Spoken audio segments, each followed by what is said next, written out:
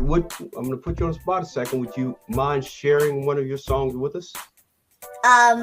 Well, first, you have been putting me on the spot the entire time, so. Okay, good.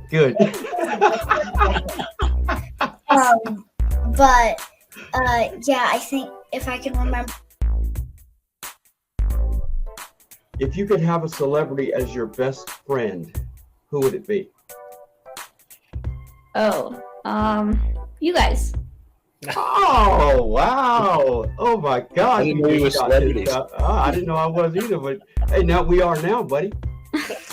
We are now. Thank you for that. We appreciate that. Yes, thank you. That's very kind of you. How do you get that message across to your generation and get them to understand the value of failure and risk? I think the biggest learning in life comes from failure. I feel like, because you now know what not to do. Because I feel like if you're always winning, you're just going to stick to that. But if you fail and fail and fail, you now know, okay, I do not need to do that next time.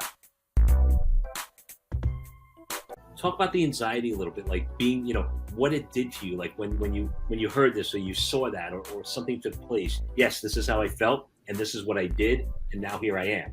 So. 100%. I mean, well, first, like you said, I just want to say to anyone who's listening, you're 100% not alone.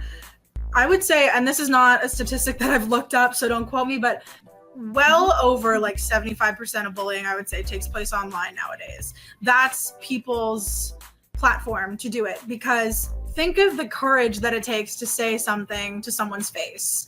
Unless you've got real guts, you're probably not going to. So the thing with social media is it's everywhere, for good and for bad. So people tend to hide behind a screen. If you're hidden behind a username and a phone number, no one can really humiliate you that way.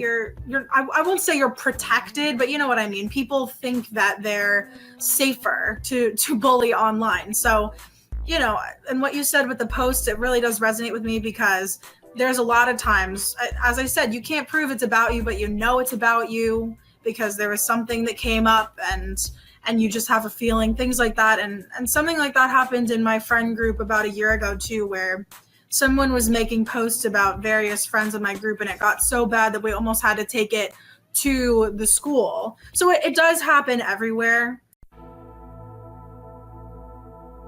The reason I had to kind of take my pause here is Caleb understands this. I love this young man like a son, and I've seen what he's gone through and how much he's grown. And it's, it just inspires me to know that, Keith, you and I can have the impact on young people like that. And this young man is one of the reasons I started that nonprofit, and to see where he is today and see how much he's grown. It's just one of those things that there's a lot of pride I'm feeling right now of how much you've grown, Caleb, and how much you've overcome. And, here you are still on path to, you said you missed school a lot, but here you are. You told me right before we went on air that, you're on path to graduate this year. I couldn't be prouder of you. And